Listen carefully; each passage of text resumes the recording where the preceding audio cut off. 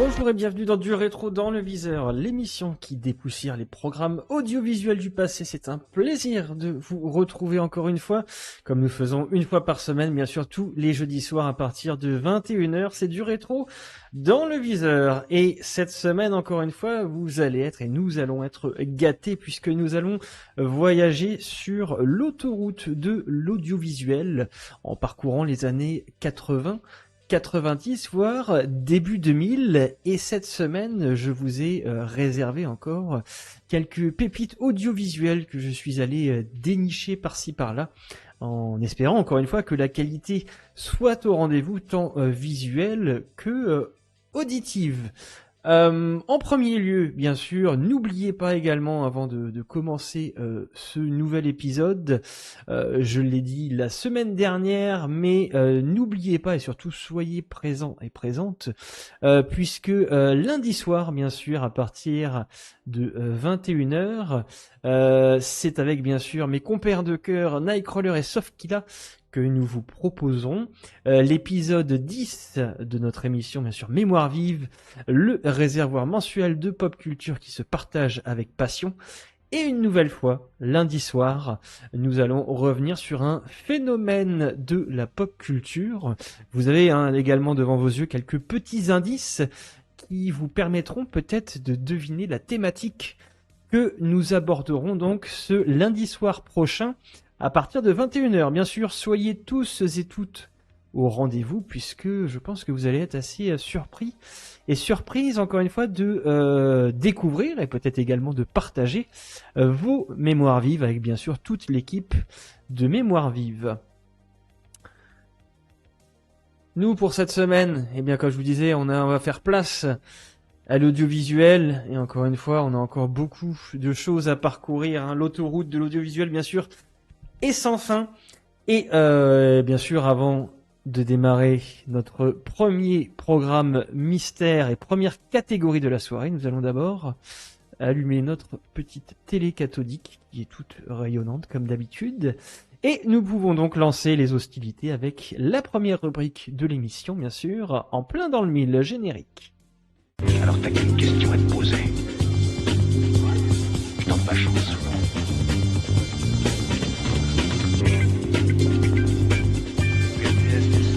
Tu la tentes ou pas?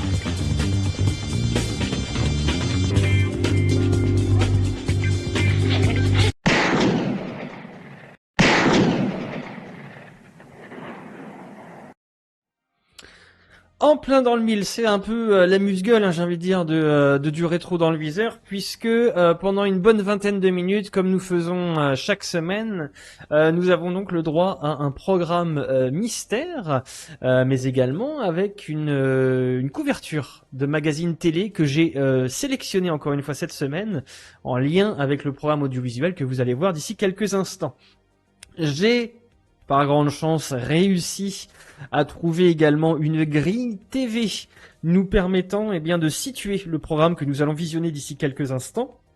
Et cette semaine, En plein dans le mille, nous allons remonter et synchroniser bien sûr nos montres, puisque nous allons aller à une époque, je dirais, obscure, mais non, pas tant que ça, mais nous allons retourner en 1986 et voir un petit peu sur les chaînes télévisuelles allant bien sûr de TF1 jusqu'à M6, voir ce qu'il se tramait par-ci par-là. Et au détour donc d'un reportage audiovisuel, nous allons essayer de nous replonger de façon visuelle et auditive et également mémorielle dans l'univers de la télé de l'an 1986. Alors, comme je le fais d'habitude, puisque j'essaye, comme je disais, de trouver des VHS de qualité et des extraits surtout de qualité, et je vais donc, comme il se doit, juste caler mon extrait histoire de ne pas vous exploser les tympans comme je fais d'habitude. Et n'hésitez pas, hein, d'habitude également, si le son est trop faible ou trop fort, n'hésitez pas à vous manifester, bien sûr, dans le chat, bien pour tout simplement faire valoir votre parole. D'ailleurs, n'hésitez pas, hein, si vous êtes présents et présentes, je salue bien sûr les personnes qui sont également présentes dans le chat actuellement. N'hésitez pas non plus à faire un petit coucou, ça fait bien sûr toujours plaisir. Et si l'envie et l'index vous dit, pourquoi pas, eh bien sûr, follow ou vous abonner à la chaîne pour soutenir votre streamer. Allez, on commence pour cette semaine et comme je vous ai dit, vous le voyez, on va retourner en 1986. Tout est ok de mon côté, on est paré. Eh bien, let's go, dans 3, 2, 1, c'est parti.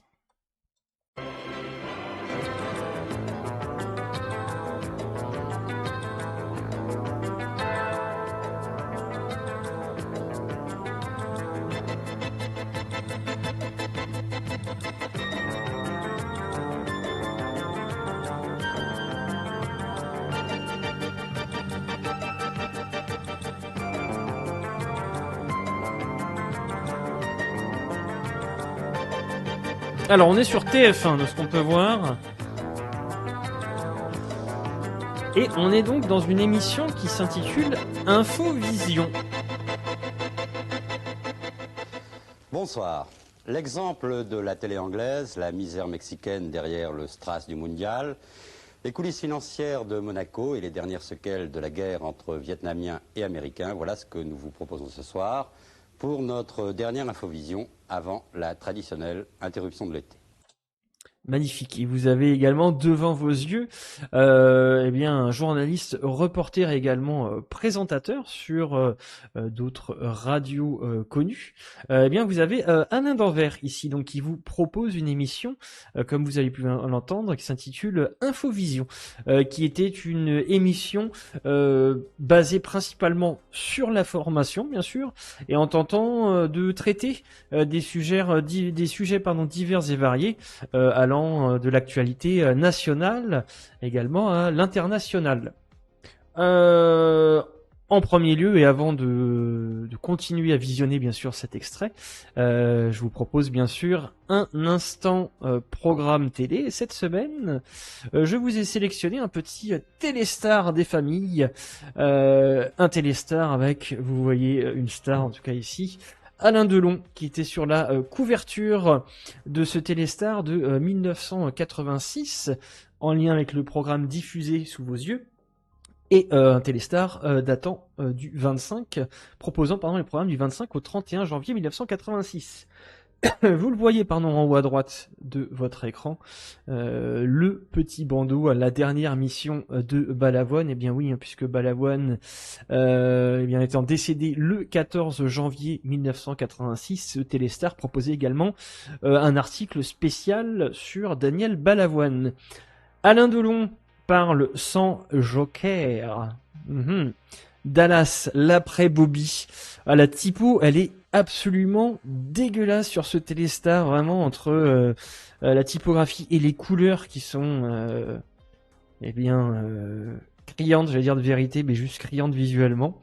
Hâte de savoir, hein, l'après Bobby, comment ça s'est passé. Je ne sais point. Téléstar en tout cas, le magazine aussi des stars. Et on voit en 1986 un prix de 5,50 francs pour ce téléstar. Ça va, on se mettait plutôt bien. Ça, c'était pour notre couverture télé. On va bien sûr passer maintenant à la grille TV pour cette semaine.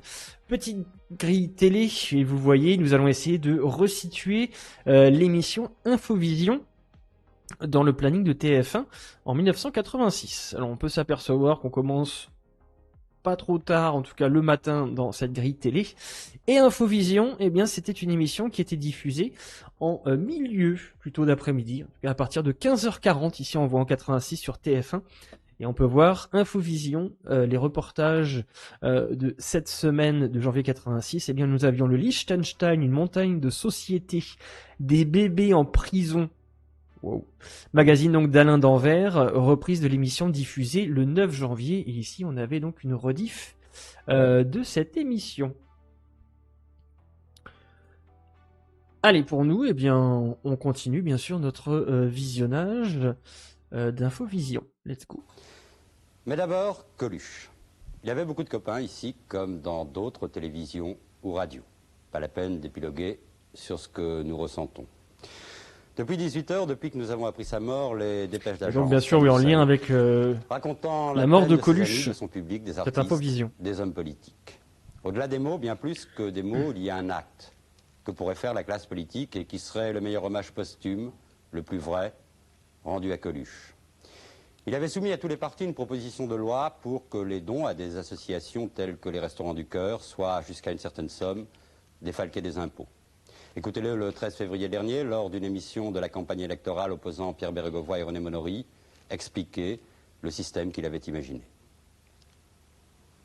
C'est pas très agréable de savoir que dans un pays comme le nôtre, il y a des gens qui ont besoin de manger, quoi. Vous pouvez nous rappeler rapidement le principe que vous avez proposé, peut-être? Ben, le principe, il est simple, c'est qu'on a acheté les excédents de production françaises, enfin, sur le marché européen, quoi. Les excédents de production. Et donc, on paye pas cher, et tiens, j'ai même le prix que ça coûte, voilà. Aujourd'hui, un repas nous coûte 4 francs 98 par personne. Donc, évidemment, à ces tarifs-là, avec les aides qu'on a rencontrées de partout, les bénévoles et puis aussi les dons. Hein, il y a beaucoup de gens qui ont donné, qui apportent des produits, donc ça nous en fait en plus de ceux qu'on achète, voilà. Ce que vous proposez aujourd'hui, c'est qu'on facilite l'exonération fiscale pour les gens qui font des dons aux associations. Alors en gros, c'est... Le problème, c'est que les gens qui sont le plus généreux sont les moins riches. Voilà, c'est clair, il faut savoir que c'est un petit peu logique. D'ailleurs, ceux qui donnent rien sont les plus riches puisqu'ils gardent. C'est donc normal. Et les autres donnent un peu et c'est les moins riches. Donc il y avait déjà une loi qui existait et qui favorisait finalement les hauts revenus puisque c'était un pourcentage qu'on pouvait déduire. Et nous, on veut qu'une somme soit plafonnée de manière à avantager les petits revenus. Alors la proposition que j'ai faite, c'est que ça soit plafonné à 1000 francs à peu près et que cette somme qu'on peut donner au Restaurant du Cœur soit prise en charge à 70% par l'État. C'est-à-dire qu'on paiera 70% d'impôts en moins sur la somme qu'on donne. Sur la somme. C'est-à-dire que vous déduirez 700 francs en fait de vos impôts si vous avez donné 1000 francs. Alors, Pierre Bérégovoy, René Monory, est-ce que vous pouvez, par exemple, vous engager sur cette loi? Tout à fait, puisque la proposition de loi qui a été déposée par le groupe socialiste, par M. Billardon, a été préparée, bien entendu, avec mon accord. Pourquoi on ne serait pas d'accord? Pensez-vous un instant que l'opposition actuelle est moins généreuse que la majorité? Michel, vous avez entendu donc l'engagement et de Pierre Bérégovoy et de René Monory en ce qui concerne votre proposition. C'est très bien, si vous voulez, je ne mets pas en cause la bonne volonté ni la bonne foi de personne, parce que d'abord ça serait trop facile, et puis d'autre part parce que j'ai travaillé avec ce projet avec l'opposition aussi bien qu'avec le gouvernement. Mais effectivement, le problème c'est de savoir qu'est-ce qu'il en restera après le 16 mars. Et moi, je trouve que c'est intéressant dans cette affaire de donner la possibilité à chacun de régler le problème par la générosité, plutôt que de laisser encore une fois ça dans les mains d'un gouvernement à venir dont on ne sait pas ce qu'il en fera. Voilà, tout est dit. Alors voilà, nous sommes le 19 juin, 3 mois après le 16 mars. La proposition de Coluche, approuvée par tous à l'époque, n'a toujours pas de réalité. L'Assemblée nationale et le Sénat votent des lois à tour de bras, ce serait bien si tous ses potes des partis politiques lui faisaient passer son projet dans les jours qui viennent. Très vite. Ce serait mieux que tous les discours et que toutes les fleurs. C'est la privatisation de TF1 qui sera cette année... Sans transition, comme dirait l'autre. Le projet de loi va successivement passer toutes les embûches institutionnelles que l'on connaît, Sénat, Assemblée, Conseil constitutionnel. À la rentrée, une commission nationale de l'audiovisuel et des libertés doit être créée et elle sera chargée de choisir entre les candidats les repreneurs qui vont profiter des vacances pour mettre au point leur projet. Les adversaires de la privatisation, de leur côté, vont continuer manifestations et pétitions. Demain, d'ailleurs, vous le savez, il y aura grève dans l'audiovisuel public français. Grève de 24 heures avec programme... Vous l'avez entendu, on est en juin 86. Ici. Tous les repreneurs déclarés évoquent l'exemple de la télévision britannique. Elle est réputée l'une des meilleures du monde. Dans son principe, le système est simple. 2 chaînes privées, 2 chaînes publiques. D'un côté, la publicité, de l'autre, la redevance. Le tout emploie 2 fois plus de monde que l'ensemble du secteur audiovisuel français.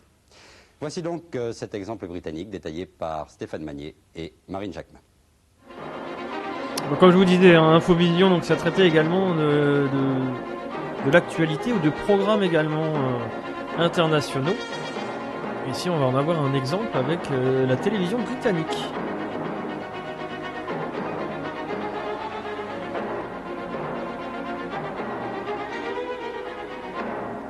Oh, Margaret Thatcher.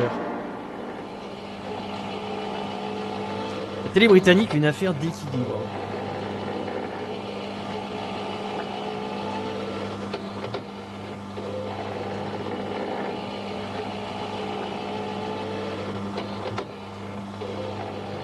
L'équilibre, un symbole qui a failli être rompu le 7 août 1985. Pour la première fois, tous les journalistes de l'audiovisuel sont en grève. Salaire, emploi, pas du tout. Ce que l'on défend, c'est l'indépendance, la liberté d'expression.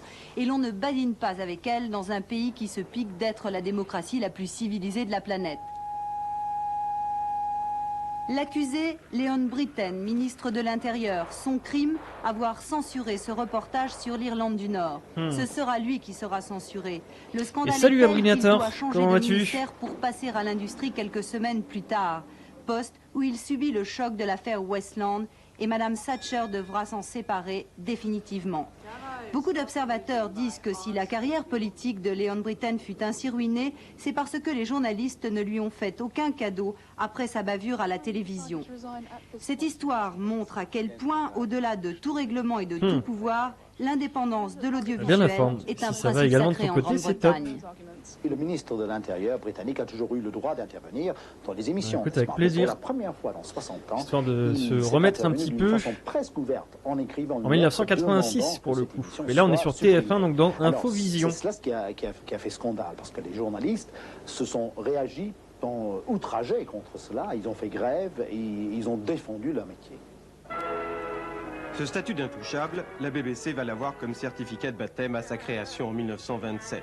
Sa structure obéit à un principe fondamental, ne mêler en aucun cas les convictions personnelles à l'information ou au programme. Le gouvernement nomme pour 5 ans les membres du Haut Conseil qui chapeautent la BBC, mais il n'a jamais osé, en 60 ans, limoger l'un de ses membres après sa nomination. Indépendance devenue tradition inébranlable. Aujourd'hui, ce Haut Conseil règne sur 2 chaînes de télévision, 4 radios nationales, 30 stations locales et le plus grand service du monde à destination de l'étranger qui diffuse en 37 langues. En tout, 24 000 employés pour un budget de 9 milliards de francs fourni uniquement par une redevance, 650 francs par an, qui permet de produire 80 ça passe en milliards 86. de programmes annuels. Du solide qui fait l'unanimité. Et pourtant, en 1955, on crée une rivale privée, ITV. Malgré son succès, le monopole de la BBC est cassé. À l'époque, il fallait créer une alternative, un autre choix. C'était l'extension du choix. C'était comme ça que c'était justifié. La peur de perdre ce qu'il y avait de bon, déjà à la BBC, était réelle. Mais pendant les 2 premières années au moins, ça ne s'est pas traduit par un changement profond. Parce qu'au début, les sociétés commerciales de télévision n'ont pas fait de grands bénéfices. Privé, oui, mais pas à n'importe quel prix. Pour éviter une concentration trop puissante, ITV est divisé en 16 compagnies régionales produisant ses programmes. En tout, 20 000 employés pour un budget de 12 milliards de francs, entièrement généré par la publicité. Et voilà. Ces compagnies sont cotées en bourse, leurs actionnaires viennent de tous horizons, banques, entreprises ou simples particuliers. Ce ne sont pourtant pas eux qui dirigent ces compagnies, mais un organisme indépendant désigné lui aussi par le gouvernement, l'IBA. Dans le métier, on nous appelle les censeurs, mais nous préférons le mot arbitre. Notre travail, c'est d'être responsable devant le Parlement pour tout ce qui est diffusé par la télévision privée. Mais les membres de l'IBA sont absolument libres de toute interférence gouvernementale. Après tout, aujourd'hui, ils ont bien encore par le mot Manchester. Résilier le contrat d'une des 16 compagnies et le donner à quelqu'un d'autre. Nous concevons notre rôle comme un service public du secteur privé. Et cela veut dire que nous ne faisons pas seulement de l'argent. Bien sûr, nous espérons que les actionnaires font des profits. Mais nous devons avant tout satisfaire les différents intérêts du public. Parce qu'il y a des gens, par exemple, qui aiment le football et d'autres l'opéra.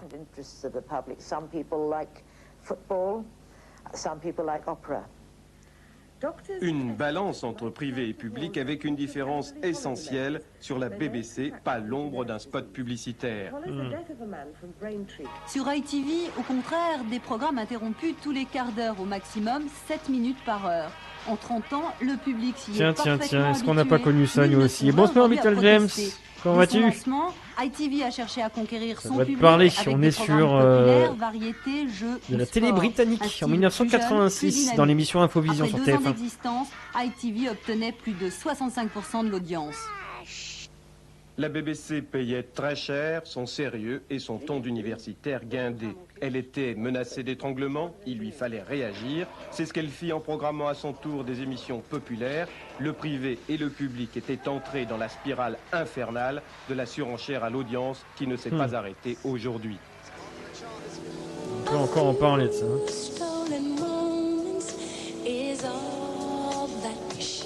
L'effet presque immédiat de cette course à la popularité fut que les émissions à caractère minoritaire, magazines d'information, documentaires, concerts classiques, ont été repoussés dans les soirées. La BBC remplissait de moins en moins sa mission de service public. Heureusement, on a le contexte, on est dans l'audiovisuel. La télévision devenait trop commerciale, si vous voulez, risquait de devenir trop populaire. Il y avait les minorités, les intérêts des minorités n'étaient pas satisfaits. Alors il a décidé de créer une deuxième chaîne pour permettre aux intérêts de tous les publics d'être satisfaits.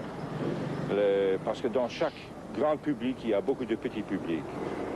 Petit par le nombre, ce public est en revanche souvent composé de cadres. Je me rappelais pas qu'il y avait autant de pubs sur ITV ici, devenus des fidèles de BBC 2, on a tendance à l'oublier atteints par la publicité des annonceurs de produits de luxe. Pour remplir ce manque et aussi pour corriger ce qui devenait un complexe d'infériorité dans la qualité, ITV, le privé, a fini par créer Channel 4, mais a attendu 17 ans pour le faire. Avec BBC 2 et Channel 4, l'équilibre est rétabli. Chacun trouve à se satisfaire dans les programmes, quels que soient ses centres d'intérêt. Tout est pensé en fonction des publics et chaque direction veille scrupuleusement à ce que des carrefours horaires permettent de passer d'une chaîne à l'autre sans retrouver un programme identique. Qu'importe si BBC 2 et Channel 4 font chacune moins de 10% d'écoute, BBC 1 et ITV sont là pour assurer l'essentiel de l'audience. Avec ce système, le taux d'écoute peut exercer une véritable dictature. La référence, Broadcast, le journal des professionnels de la télé. Chaque semaine, y sont publiées les 100 émissions les plus regardées. Et si l'ensemble du secteur privé ou du secteur public est en retard par rapport à l'autre, on prend vite des mesures.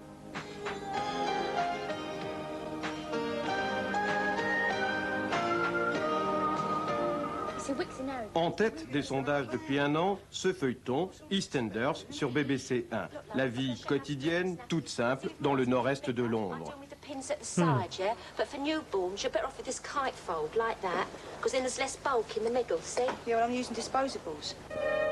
EastEnders vient tout juste de détrôner son pendant sur ITV, Coronation Street, qui depuis 24 ans battait tous les records d'écoute en racontant les mésaventures d'un quartier de Manchester.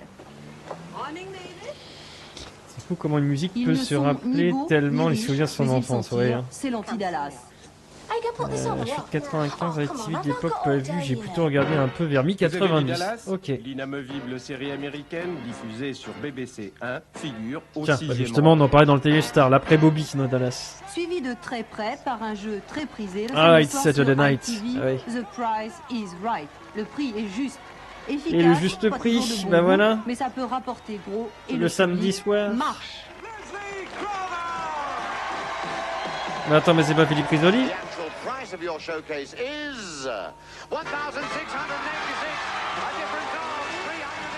Le public est roi. Il peut écrire à la BBC. Ses critiques seront diffusées dans l'émission. C'est 85. Ah oui, c'est pour ça que je comprenais pas. Je me dis, ça faisait un peu tard après. Et vers le milieu des années 90. Enfin, tu aurais pu être de 95. Mais je pense que oui. Mais une vidéo cabine où n'importe quel téléspectateur peut venir âgé. Enregistrer automatiquement ses remarques en appuyant sur ce bouton rouge. Elles seront diffusées sur Channel 4, suivies d'un débat avec les auteurs des émissions concernées. Les gens pensent beaucoup à leur télévision. Alors je reviens un petit peu aussi rapidement sur le le magazine de la rédaction de TF1, donc Infovision. Ce qui était intéressant, c'est qu'on avait généralement donc 2 reportages dans l'émission, ou 2 à 3 reportages. Et on avait de temps en temps un reportage qui était un peu plus long, qui pouvait durer facilement une bonne heure, et qui traitait, non pas forcément encore une fois du monde de l'audiovisuel, mais qui pouvait traiter de différentes régions en France, qui pouvait traiter également des problèmes de société dans d'autres pays. Bref, il y avait vraiment un petit peu et surtout beaucoup de choses intéressantes dans ce magazine de la rédaction de TF1. La BBC traverse une très grave crise financière. Le gouvernement refuse que la redevance augmente plus vite que l'inflation et exige des réformes. On parle de 4000 suppressions d'emplois, d'introduire la publicité à l'antenne, voire de privatiser une partie de la radio. La BBC fait partie des institutions britanniques, au même titre que Trafalgar Square ou Big Ben, si je peux utiliser ces images. Déjà, nous avons le sentiment qu'une bonne partie de notre héritage culturel s'est effritée. Et si on privatisait la BBC, cela provoquerait un terrible choc culturel chez les Britanniques. En fait, l'opposition accuse Madame Thatcher de se servir du biais financier pour réussir là où ses prédécesseurs ont toujours échoué, prendre le contrôle politique de la télévision britannique. De tout temps, les gouvernements, quelle que soit leur tendance, ont eu à se plaindre de l'information télévisée, et la Dame de Fer ne compte plus ses déboires avec le petit écran. Ne dit-on pas qu'elle tremblait tellement à l'idée de répondre aux questions de Sir Robin Day, l'intervieweur vedette de la BBC, qu'elle n'hésita pas à s'absenter du Parlement en plein débat pour préparer ses réponses dans son bureau. Dans ce pays, nous avons un système unique où les 2 principaux secteurs audiovisuels, le public qui est la BBC et le privé qui est ITV et Channel 4, sont totalement indépendants du pouvoir politique. Et nous tenons beaucoup à ce que cela reste ainsi, à tel point que nous avons toujours des ennuis avec le gouvernement de droite comme de gauche. Ils ont toujours essayé de nous contrôler et nous avons toujours résisté, mais pour nous, c'est un combat permanent. Étant donné que nous sommes dans une situation politique très unique en Angleterre, de 3 partis, on ne peut pas faire plaisir à tout le monde. Le gouvernement critique la BBC et tout l'audiovisuel, et les socialistes, et aussi les sociodémocrates. Pourquoi? Parce qu'on ne fait pas leur jeu. Alors on fait notre jeu, c'est-à-dire on cherche à faire l'objectivité, mais pour eux, l'objectivité d'un tel n'est pas l'objectivité d'un autre. Nous sommes prêts à être dans la rue si c'est nécessaire. On espère que ça ne sera jamais nécessaire. Je pense que le gouvernement, parmi les autres, a bien compris qu'ils ne peuvent pas, dans ce pays, faire ce qu'ils veulent avec la liberté de l'information, la liberté de la presse. Mieux qu'un long discours, cette séquence de Spitting Image, le bébé de show britannique, pose bien le problème. La scène se passe au lendemain de l'intervention américaine en Libye. Cela coïncidait avec le 60e anniversaire de la reine. Quoi, carrément. L'hymne national que l'on joue n'est pas le britannique, mais l'américain.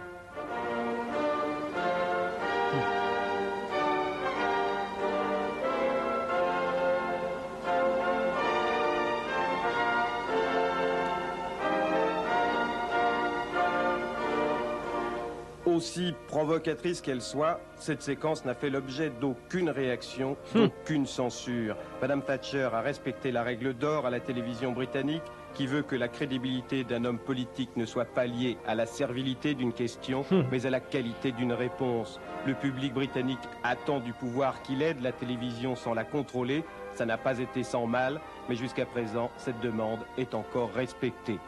Putain, la séquence, elle est ultra longue en plus. Quoi. Ah oui, carrément. Okay. Je pensais genre le sketch il s'arrêtait genre 1 minute avant, mais non en fait. Voilà pour ce qui est de nos collègues anglais. Une ambiance de corrida, des centaines de millions de téléspectateurs rivés à leur poste dans le monde entier, le mondial fait tout oublier, surtout au Mexique. Et pourtant, pour les Mexicains, le réveil sera douloureux. L'état du pays est déplorable. La baisse du prix du pétrole que produit le Mexique a fait exploser la balance commerciale. Le système du parti unique entraîne de nombreuses stars, et notamment la corruption. La dette extérieure de 700 milliards de francs, 350 fois le budget de TF1 dont on a beaucoup parlé, c'est un chiffre faramineux, étrangle toute l'économie. la malnutrition touche 35 millions de personnes sur une population de 77 millions, pratiquement un Mexicain sur deux. Et à tout cela, il faut ajouter le séisme qui a détruit une partie de Mexico en septembre 85, catastrophe dont les dégâts ne sont toujours pas réparés. Les responsables mexicains font tout pour faire oublier cette réalité pendant la durée du mondial. Avec plus ou moins de succès d'ailleurs, le président de la République, Miguel de la Madrid, s'est fait copieusement siffler lors de la cérémonie d'ouverture. Quant au ministre des Finances, il a été démissionné avant-hier pour avoir osé parler ouvertement du moratoire monétaire de la dette, alors qu'officiellement, tout doit baigner au Mexique jusqu'à la fin. Et nous, en tout cas, on va pas oublier, puisque on était dans cet extrait, donc en 1986, nous étions sur Infovision et surtout sur TF1 pour l'émission donc Infovision qui était présentée donc par Alain Danvers. On enchaîne bien sûr avec eh bien notre deuxième catégorie de la soirée. Hop, le temps pour moi d'enlever cette petite année. Et on enchaîne donc avec les 20 minutes du peuple générique.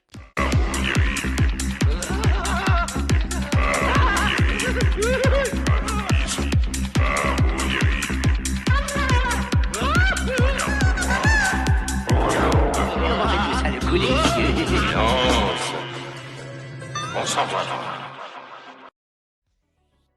Les 20 minutes du peuple, donc, qui reviennent bien sûr encore une fois cette semaine. Les 20 minutes du peuple, si vous n'êtes pas familier ou familière avec cette catégorie, c'est tout simplement 20 minutes de diffusion d'un programme audiovisuel aléatoire. Mais attention, un programme audiovisuel que nous avons bien sûr et bien entendu découvert il y a déjà plusieurs semaines, voire plusieurs mois, dans l'émission du rétro dans le viseur.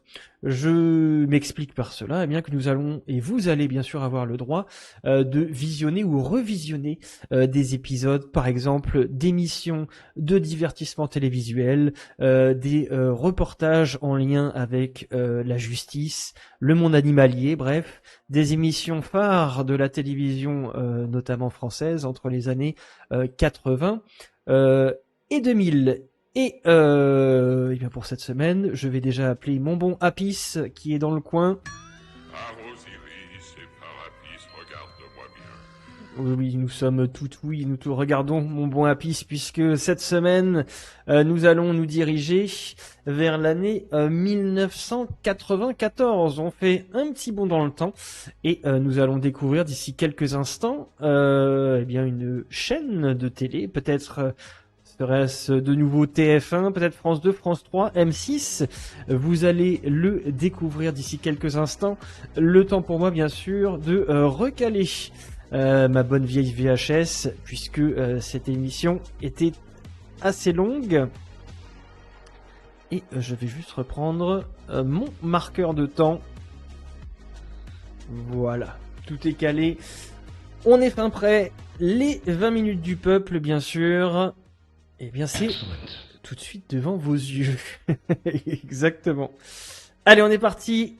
3, 2, 1 et let's go. J'adore la chanson, mais je chante très mal. Et l'un de mes chanteurs préférés, c'est Johnny Hallyday. Et je me souviens très bien que je regardais Les Chevaliers du Ciel et le générique, c'était Johnny qui a chanté. Est-ce que ce quiz vous a changé les idées, vous a fait du bien? Ah oui, je trouve ça plus sympa que de répondre sur la situation économique. Bien. Et à mon avis, ça me permet d'avoir des résultats plus facilement et plus brillants. Vous aurez le temps de suivre les matchs de Coupe d'Europe la semaine prochaine sur Canal et TF1? Bien sûr, et puis même Dynamo Kiev, j'aimerais bien pouvoir venir. Bien. Qui joue contre eux? Moi, je me demande. Contre eux, c'est mercredi à 20h30. Faut pas oublier de mettre Daniel Bravo. Hein. Sur TF1. Merci. Alors, dans ces 20 minutes du peuple, un petit arrêt sur image très bref, on est de retour dans l'émission Télédimanche, présentée par Michel Denisot. Nous sommes donc en 1994 et, tiens, bizarrement, en lien avec l'actualité, nous avons Nicolas Sarkozy, qui était l'invité de Télédimanche, de ce Télédimanche en question, sur Canal+. Si, on se retrouve dans un instant, on parlera de choses un peu plus sérieuses. C'est pas grave, je vais le faire. On se retrouve dans un instant, on va parler de choses un peu plus sérieuses, c'est la redevance. J'espère, Michel Denisot, que vous parlerez vrai. Voilà, la redevance de Mimi Mati et ce bon vieux Denisot qui vous concerne. Nous verrons ensuite le zapping et je recevrai avec vous Yves Lecoq et Jean-Éric Biel, des voix des guignols, des hommes politiques et des deux gars qui sont là. Ah bien. Panasonic présente Télédimanche. Nicolas Sarkozy, pourquoi avez-vous décidé cette semaine d'augmenter la redevance radio-télé? C'est pas par plaisir, c'est parce qu'il y aura une chaîne de plus, la 5e, et qu'il n'est pas anormal d'augmenter la redevance pour financer la 5e. En vérité, ce que je souhaite, c'est qu'on fasse plus appel à l'usager qu'au contribuable. C'est plus transparent et plus efficace. L'augmentation est de 6%. L'augmentation sera de 6%. Bon, c'est pas une consolation, mais la France est avec l'Italie le pays d'Europe qui a la redevance la plus faible. Est-ce que vous pouvez me dire un mot en tant que téléspectateur sur chaque chaîne de télé, car vous regardez un peu tout, vous zappez TF1. Bon, TF1, c'est le dynamisme du service privé. France 2. France 2, ce sont les obligations du service public. France 3. Les régions. Canal+. Le sport et le cinéma. Arte. La culture exigeante. M6. M6, la musique. Donc la prochaine 5e de la connaissance. Et la trilogie du samedi, tu l'oublies? Le câble. Le câble, la diversité. Et vous regardez en particulier Planète. Oui, Planète. Et il y en a une autre que j'aime bien, c'est Canal Jimmy. Alors nous avons fait un sondage Louis Arist et le dimanche sur un panel de plus de 1000 Français pour savoir dans quel type d'emploi les Français verraient à la télévision au cas où. Alors PDG... Ah ouais, alors attends, petit arrêt sur image. Dans quel type d'emploi verriez-vous le mieux Nicolas Sarkozy à la télé? Bon voilà, déjà c'est biaisé en ce moment. PDG de chaîne, 59%. Ok, présentateur du journal de 20h, 13%. Animateur d'une émission, 13%. Animateur d'un jeu, 6%. Et ne se prononce pas, 9%, ça fait 100%. Incroyable. PDG de chaîne, 59%. Présentateur du journal de 20h à égalité avec animateur d'une émission, mais assez loin d'un poste de PDG. Animateur d'un jeu, 6%. La 5e sur abonnement, ça m'allait. Alors, ensuite, on va voir... Et bonsoir, Robin Desbois. Comment vas-tu? Vous verrez. En numéro 1, PDG de TF1 à 62%, devant le service public. Ensuite arrive le premier poste d'antenne, présentateur du 20h de TF1, 50%, ça vous dirait? Écoutez, si je fais le métier de journaliste, je veux présenter le premier journal de France, oui. Attention, il faut penser à la reconversion. PDG la reconversion, des idées, dans le fond. C'est quand c'est pas maintenant, en tout cas. Alors, on revient. Mais à mon avis, j'aurais quand même une image à gommer. Ça risque de faire des histoires. Alors, animateur des chiffres et des lettres et questions pour un champion, 37 et 31%. Ben là, je suis déçu parce que je regarde pas trop les chiffres et des lettres, mais j'aime beaucoup Questions pour un champion, animé par Julien Lepers. Avant d'être ministre... Vous y jouez? Oui, avant d'être ministre, je le regardais absolument toutes les fins d'après-midi. Et votre objectif, c'était de battre non, j'y jouais, oui, les candidats. Enfin, battre, non, je n'arrivais pas parce qu'ils ont des candidats formidables. Maintenant, c'est un peu difficile. J'avoue, Hybrinator, reconversion en tant que président, c'est pas mal quand même. Ça, c'est bien sûr. Et on passe aux 6 derniers choix. Animateur du juste prix. Alors là, je fais un autre arrêt, c'est obligatoire. Animateur du juste prix, 17%. Animateur de Que le meilleur gagne, 16%. Animateur de Studio Gabriel, 16%. Animateur de Nulle part ailleurs, 12%. Animateur de Tout le Tout Team, 9%. Et animateur de Fréquence Star, mais pourquoi certaines émissions, là, ça n'a absolument aucun sens, la sélection, quoi. Et pour un ministre du budget, c'est pas mal. Ou Que le meilleur gagne pour quelqu'un qui s'occupe de campagne. La nouvelle génération de Prison Break. Et enfin, Studio Gabriel, Nulle part ailleurs, Tout le Tout Team, qui s'est arrêté, on va y revenir dans quelques minutes, et animateur de Fréquence Star. Alors, pour faire de l'audience depuis la rentrée, il y a une recette, c'est inviter Mimi Mati, qui va nous rejoindre. Partout où elle passe, l'audience monte, et j'espère que ça va encore marcher aujourd'hui d'ailleurs, même si, comme nos confrères d'Envoyé spécial qu'on va entendre, nous ne cherchons pas à faire de l'audience en vous invitant, mais à faire notre travail sérieusement. On va voir tous vos passages télé avec Sandrine Roustan. C'est vrai qu'il aurait peut-être rencontré Carla sur France. Mimi Mati est championne de l'audience. Avec ce téléfilm dont elle est l'actrice et l'auteur, elle a réuni plus de 12 millions de téléspectateurs. La meilleure audience de France. Ah ouais, une nounou pas comme les autres. Ah ouais, c'est ça qu'on l'oublie ça aussi, cette série. Bonsoir. Un mois plus tard, C'est votre ville lui consacre ses 90 minutes. Pour la première fois, elle est l'invitée principale d'une émission. Là aussi, c'est un record d'audience. Attends, je prends mon cabas. Oui. Avec 6,3 millions de téléspectateurs, c'est la meilleure audience de cette émission. C'est votre vie. Dès que Mimi Mati est invitée, l'audience est au rendez-vous. Elle a réussi à fédérer le plus grand nombre. Elle a séduit aussi bien les médias que son public. Dernière émission en date, Envoyé spécial. Jeudi dernier, elle réunissait plus de 5 millions d'entre nous. La plus forte audience de ce magazine depuis le début de l'année. Et il se trouve qu'elle représentait un maximum de qualité qui nous permettait à nous de faire un bon reportage. Que l'audience vienne après, tant mieux. Très sincèrement, si ça ne vient pas, tant pis, très profondément, tant pis. On a vraiment, encore une fois, eu un vrai coup de cœur pour cette jeune femme, pour cette jeune comédienne. Si l'audience est au rendez-vous, tant mieux. Si elle n'est pas au rendez-vous, tant pis. Allez. Vraiment. On peut dire aujourd'hui que Mimi Mati n'a plus de problème de communication. Bientôt sur les planches du Splendide, les télés lui ouvrent leurs portes. Mais ça n'a pas toujours été comme ça. Il y a 10 ans, c'est évident que c'était pas aussi simple que maintenant. Quand j'ai appelé certaines émissions il y a 10 ans, on me disait ah oui, toi et ta petite, on n'a pas vraiment envie de voilà. C'était pas gagné. Jean-Jacques Vanier s'occupe de Mimi depuis le théâtre de Bouvard en 82. Il la suit sur tous ses déplacements. Direction le plateau de Que le meilleur gagne spécial cinéma où elle est invitée. Ça n'arrête plus pour Mimi. Allô? Jacques? Oui. Oui, je viens d'avoir Fanny, je parle. Ah, le 20h ce soir avec Mimi ou on peut pas le refaire après? Oui. Ah. Bon là je te dis oui tout de suite et là laisse-moi Téléphone, attendre que Mimi est dans un taxi devant, on est en train de se suivre là. On va sur un plateau et... D'accord? À tout à l'heure, je t'embrasse, au revoir. C'est une belle revanche pour Mimi Mati. Hein. Oui, c'est une belle revanche. Le 20h de TF1, c'est la première fois? C'est la première fois. Bon, devine ce qui se passe pour ce soir. PPD a appelé, on fait le 20h ce soir, sinon on ne peut pas le faire autrement, parce qu'il n'y a que des matchs de foot à partir du 7.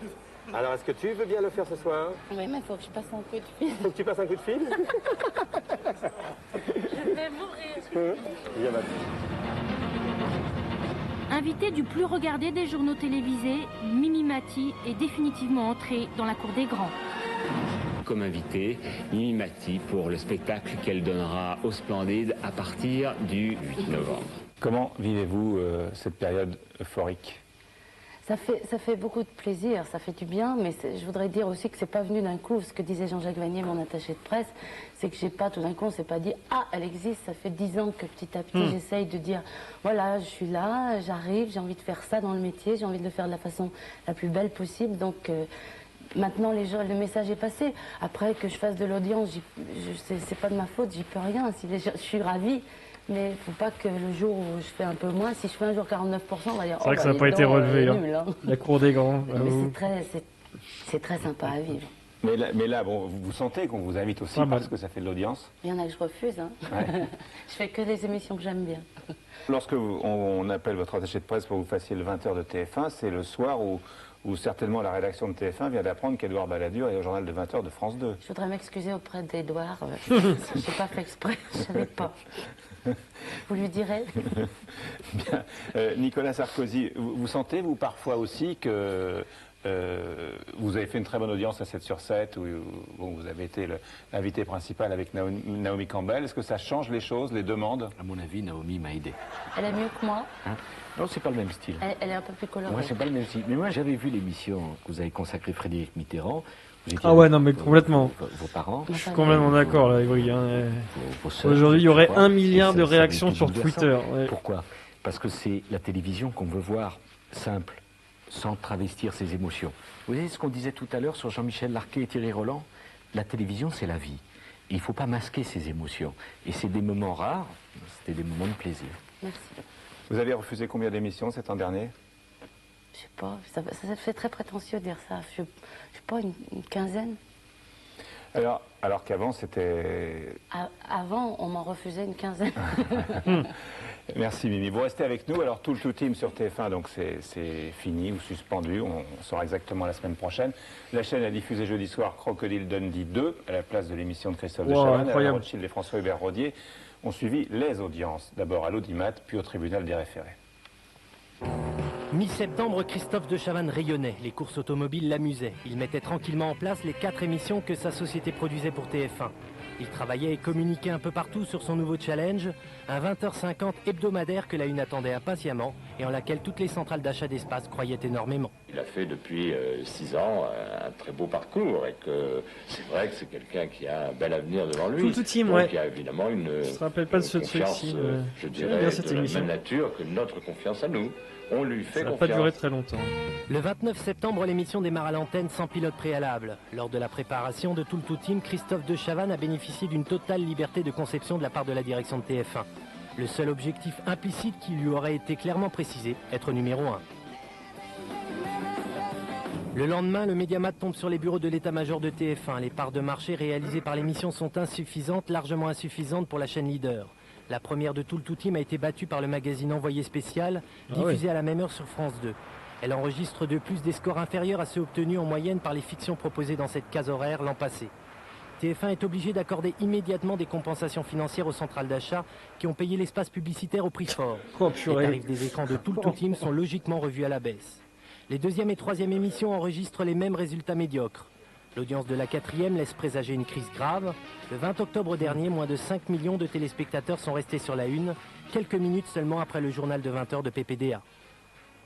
Le vendredi 21 octobre, au regard des résultats catastrophiques réalisés par Christophe de Chavannes, Étienne Moujotte lui aurait annoncé la quasi-certaine interruption immédiate de tout le team.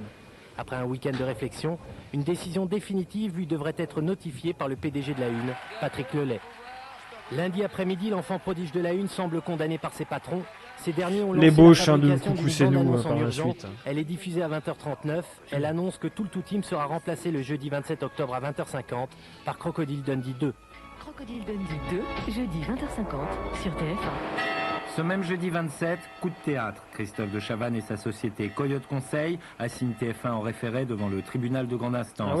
Il demande la lecture d'un communiqué annonçant que la déprogrammation de tout le team se fait au mépris du contrat liant les deux parties. Bonsoir Télédimanche. Bonjour. Qu'est-ce qui s'est passé? Je suis très satisfait, c'est tout ce que j'ai à vous dire. Qu'est-ce qui a été décidé? Le président a décidé un communiqué qui sera diffusé ce soir à la fin du journal de 20h. C'est la fin de ce journal. Il faut quand même que je vous dise qu'une ordonnance de référé du tribunal de grande instance de Paris m'amène à vous lire le communiqué suivant. TF1 considère qu'elle ne peut diffuser ce soir l'émission de Christophe de Chavannes, Tout le Team, produite par Coyote Conseil. Christophe de Chavannes et Coyote Conseil contestent cette suppression car ils estiment qu'elle va à l'encontre du contrat liant les deux parties. La société TF1 est en désaccord avec cette position. La justice est saisie des différends opposant les parties. Christophe de Chavannes a donc obtenu gain de cause quant à la lecture d'un communiqué. Les deux parties sont cependant amenées à se revoir à 21h pour aborder le problème des dommages et intérêts. Deuxième étape. Deuxième étape. C'est plutôt nulle part ailleurs, mais c'est nous et dans le carton. D'une part, de Chavannes estime que la déprogrammation de tout le team nuit gravement à son image et à celle de son émission. D'autre part, l'arrêt de l'émission mettrait la société Coyote dans une situation financièrement dangereuse. TF1 de son côté avance que l'émission n'a été que suspendue pour quelques semaines. Christophe de Chavannes de répondre: je ne peux pas reprendre cette émission, vous l'avez jetée à la poubelle. Quoi qu'il arrive, je ne serai pas de retour à l'antenne avant 95. Ça s'est passé La décision sera rendue le 3 novembre. J'ai confiance en la justice de ce pays. C'est tout ce que je peux vous dire. Mais la chaîne leader dans ce pays, avec son animateur vedette, se retrouver devant les tribunaux, ça fait quoi? C'est à eux qu'il faut demander ça. Moi, ça me fait pas plaisir. Pas du tout. Mais j'ai confiance dans la justice de ce pays. Merci. Vendredi soir, suite du feuilleton, TF1 annonce la programmation d'une émission de Christophe de Chavannes pour le jeudi 17 novembre à 20h50. De Chavannes sera-t-il au rendez-vous? Et si oui, aura-t-il le temps de modifier la formule de son émission pour renouer avec un succès audimat? Et sinon, par un joli retournement de situation, De Chavannes risque cette fois d'être celui qui ne respecte pas le contrat le liant à la chaîne. Nicolas Sarkozy, l'image que la télévision donne de vous, c'est aussi celle du bébé de show et des guignols. Alors commençons par celle des bébêtes. Comment la vivez-vous? Je vous dirais que c'est plutôt mes enfants qui me la racontent parce que bon, moi je trouve ça très drôle quand c'est les autres. Avec moi j'ai un tout petit peu moins le sens de l'humour, donc je sais pas si pour me protéger. C'est vrai qu'il était dans le bébé de show aussi, il avait sa marionnette. Tous les jours quoi. Mais le lendemain, mes enfants m'en parlent. Et puis dans la cour de l'école, on en parle, quoi. Le coup des pantoufles pour tonton Édouard, je suis au courant. Ouais. Mais pas en live, pas en direct, hein, en différé. Personne dans votre cabinet vous en parle? Si, mon directeur de cabinet, toute l'équipe, ils se retrouvent parce qu'ils nous prêtent pour rien au monde, soit les Guignols, soit le Bébête. Ça les fait beaucoup rire. Mais en général, ils ferment la porte. Ouais. Alors, au Guignol, vous êtes arrivé plus tard. Je crois que vous avez fait votre première apparition le jour où vous avez annoncé les conditions du renouvellement de la Constitution de Canal+. J'ai pas envie de parler de ça. Un hasard. C'est vraiment dommage d'arriver tard. Ça me loupait. Et on va chaîne, maintenant il y en a 2. Voilà. Et au Guignol, bon, c'est une grande famille. Il y a les auteurs, les manipulateurs, ceux qui fabriquent les guignols, etc. Et puis il y a les voix. En voici 2, Yves Lecoq et Jean-Éric Biel, qui vont nous rejoindre. Et le temps que nous regardions le zapping, ils vont s'installer et vous serez face à eux. Un petit coup de zapping. Je travaille dans le domaine des encres de sécurité. Une maison qui fait des encres de sécurité. De sécurité, les encres utilisées pour l'impression des billets de banque. Intéressant. Je crois que nous avons un petit problème avec ce sujet. Je pense que nous allons le résoudre. Moi aussi, j'ai des petits problèmes pour vous voir en ce moment. Et vous aussi? C'est la folie, avec les prises au lit. C'est la folie, Ça, je me rappelle. les prises au lit. Juste après, on va aller au bal, on va se faire une assiette de moules frites. Allez-y, vous allez voir, c'est quelqu'un pour vous téléphone. Vous croyez c'est un œuf dur, ça? Oui, ben oui. Est-ce que vous entendez quelque chose? Parlez, peut-être que je vais vous entendre. Allô? C'est de sauver 150 emplois d'une part et d'installer un centre de recherche de la SNCF pour en emmener 200 autres. Il a fait un titre, un sketch musical de 3 minutes qui était uniquement basé sur le rire. Oui. D'ailleurs, je peux rire quand je veux. Comme ça. Oui. Tu peux rire comme ça, sans effort.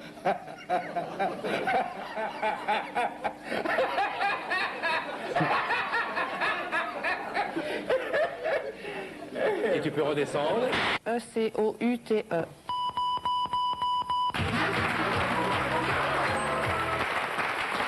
Écoute, maman est près de toi. Il faut lui dire, maman, c'est quelqu'un pour toi. On manipule le corps comme une sorte de terre glaise pour en faire autre chose, pour le magnifier, pour le rendre plus énigmatique, plus mystérieux, moins animal. Les hommes du monde occidental actuellement sont beaucoup plus sages qu'ils l'ont été ces précédents siècles. C'est pas vrai celui-là. Freud a dit que le lapsus n'était pas révélateur. Celui-ci l'est peut-être. Ah ouais, je fais souvent ce rêve étrange et pénétrant d'une femme inconnue que j'aime, qui m'aime, et je me dis, ouais, t'es gonzesse là, mon vieux, elle est terrible. Étrange et pénétrant. Ce n'est pas sale. Il sera dépositaire d'une mémoire obscure, tissée d'énigmes et de beauté, héritier du livre laissé par la nuit. Les vents le maintiendront humble et fier, debout, hors de toute défaite. Nous proposons des croisières échangistes sur un catamaran de 31 mètres de long, en hiver aux Caraïbes, en été en Méditerranée, au prix de 25 000 francs la cabine la semaine. Incroyable. Couple. Quelle est la différence de taille idéale entre un homme et une femme? 1m75. Et quand on a préparé l'émission, Nicolas Sarkozy, vous m'avez dit 20 ans de boulot pour arriver à cette image de porteur de pantoufles. Et oui, mais ça prouve qu'il faut être modeste, avoir du recul et puis pas hésiter à rire. C'est pas grave quand même. Hein. Yves Lecoq, vous faites combien de voix dans les Guignols? Je ne parlerai pas de chiffres devant le ministre de l'économie. Non, je ne sais pas. Ça change tous les jours, on en rajoute tous les jours, donc je ne tiens pas une comptabilité très sérieuse. Moi pareil. Bon. Qui fait la voix de Nicolas Sarkozy? C'est moi qui ai essayé jusqu'à présent. Ouais. C'est difficile à... On a trouvé quand même un accent, un petit accent déguisé qui est proche de celui d'Enrico Macias. Mais la difficulté, c'est justement que ça ne ressemble pas à Enrico. Ça donne quoi? Je vous dis précisément, monsieur Denisot, que je ne veux pas parler au-delà de ce qui m'est imparti par monsieur Balladur, puisque nous ne devons pas parler avant janvier 95, s'il vous plaît. Bien. Vous avez préparé tous les deux quelques interventions d'hommes politiques avec Nicolas Sarkozy. Oui, alors tout à fait, monsieur Denisot. Et puisque vous me posez la question, je vous dirai ceci. Personnellement, j'aime beaucoup la télévision, n'est-ce pas? Et notamment, j'aime beaucoup Daniel Gilbert, une femme charmante, bien d'être que moi. Et j'aime beaucoup les émissions comme Sacrée Soirée, ou bien aussi, comment s'appelle-t-elle, Tournée Manette. Ah, mais c'est des émissions pour les vieux, ça. Enfin, pas du tout. Non, mais ça passe même plus à la télé. Quand je pense que l'autre jour, il s'est endormi devant son poste, il attendait d'Éric. Il est persuadé que la 5, ça existe encore. C'est inouï, ça. Pas vrai, Charles? Parfaitement. Et moi, je vous dirai une chose. c'est que personnellement, ce que je préfère, ce sont les émissions policières. Commissaire Navarro, commissaire Derrick, commissaire je sais plus qui. Et de temps en temps, quand je trouve qu'il n'y en a pas assez, je fais moi-même des émissions policières le soir dans les actualités. Charles.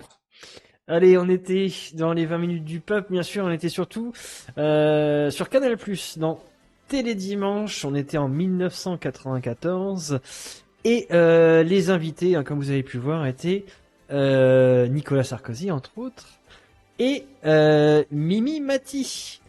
On enchaîne directement, bien sûr, avec notre troisième catégorie de la soirée.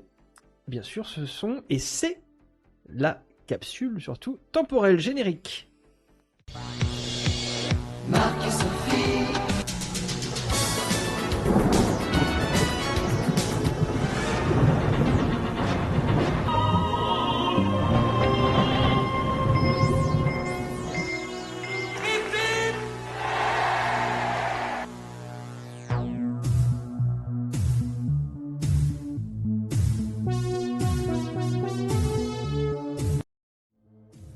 La capsule temporelle donc qui fait son retour et je l'entends, hein, ma bonne denrée qui se rapproche de nos douces oreilles. Il est là, il est présent bien sûr. Voilà, il est de retour et il va donc vous proposer un nouveau jour, un nouveau mois et une nouvelle année dans le monde de l'audiovisuel et nous allons découvrir d'ici quelques instants, une capsule qui est souvent soit assez cocasse, ou également parfois complètement débridée, puisque nous avons droit bien sûr généralement à des interprogrammes, des publicités, mais également des émissions qui sont mises sous le feu des projecteurs. Et Hybridateur dit, ah, ça fait plaisir du canal des années 90. C'est vrai, hein, et dans du rétro dans le viseur, on en a souvent hein, d'ailleurs, et on va en continuer bien sûr à en avoir du canal des années 90, mais également du canal un peu plus vieux, et voire encore plus vieux que les années 90, et également du canal du début des années 2000. Mais cette semaine, la denrée, bien sûr, nous propose la date du 3 juillet 1995. Encore une fois, la chaîne de télé, je ne vous la dis pas, mais vous allez la découvrir d'ici quelques instants.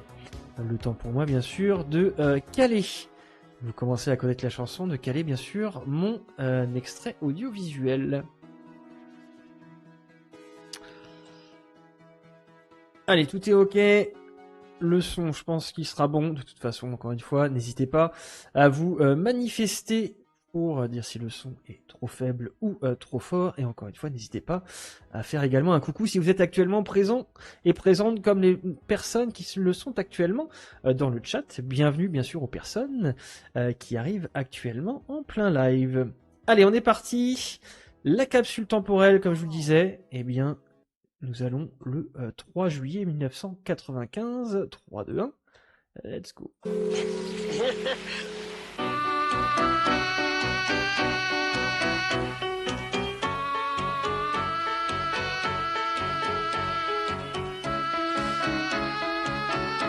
Alors, on a des indices déjà hein, sur la 5e, bien sûr.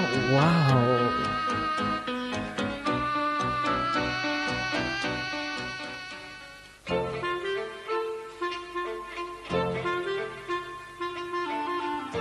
La Poste, on a tous à y gagner. Parasol et sable fin. Dans quelques instants, le journal du temps. Le journal du temps, tiens.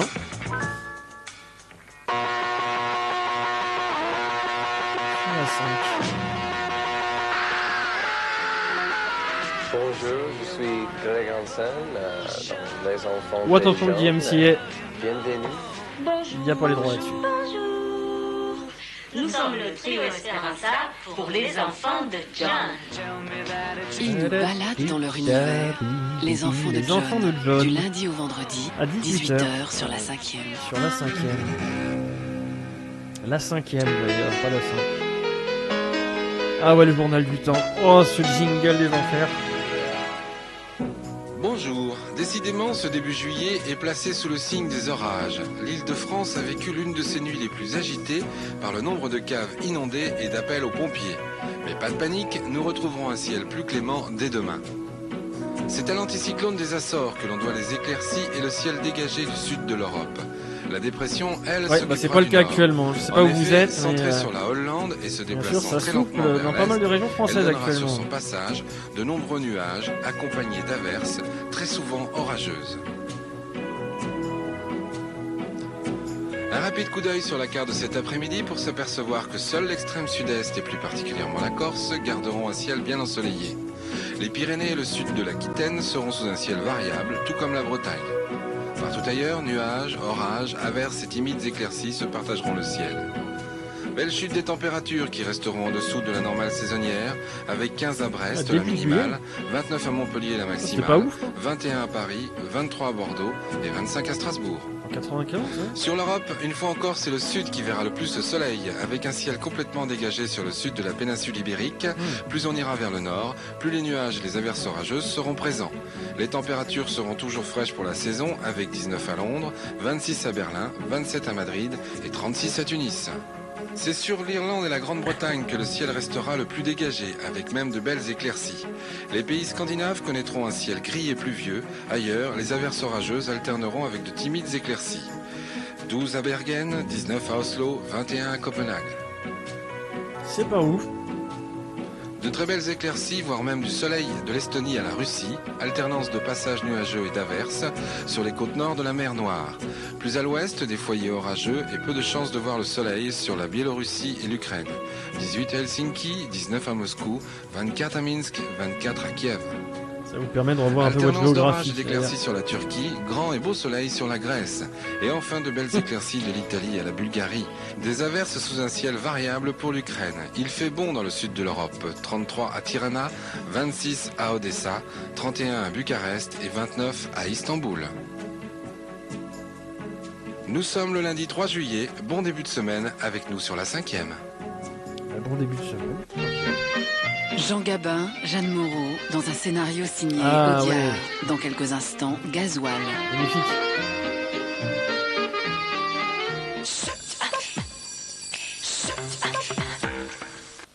Une maternité? Vous pensez si c'est désinfecté? Alors Javel Lacroix, ici on connaît, ça tue tous les microbes. Pour le linge aussi, Javel Lacroix. Il n'y a pas plus sûr pour tout désinfecter. Détacher et blanchir. Javel Lacroix tue tous les microbes et tous les virus. Lacroix soutient la recherche de l'Institut Pasteur. Pub.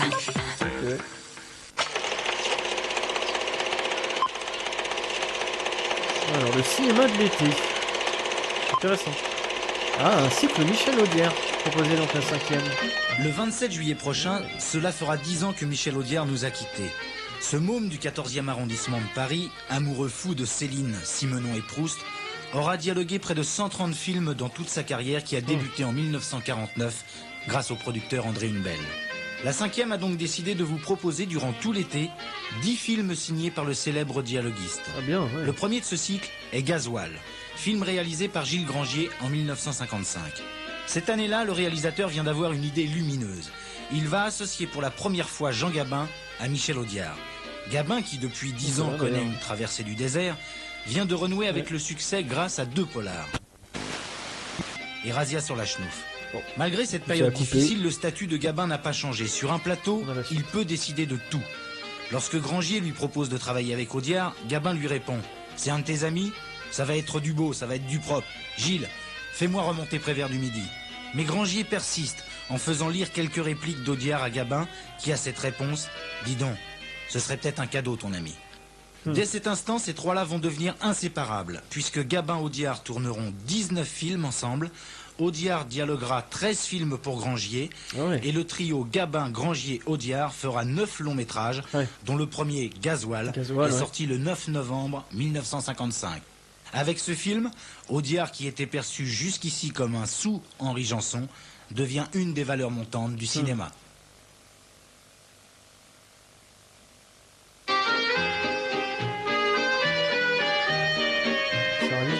Sur la 5e. Si j'ai pas pour autant envie de la payer. Il y a une taxe obligatoire. Ouais.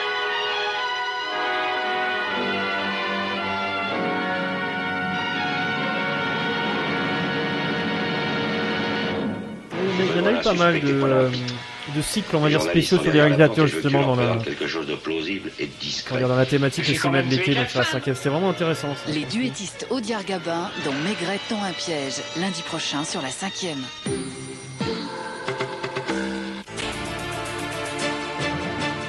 L'esprit d'anticipation. Dans quelques instants, Profil 2000. Profil 2000. Oh, alors ça, je me rappelle pas.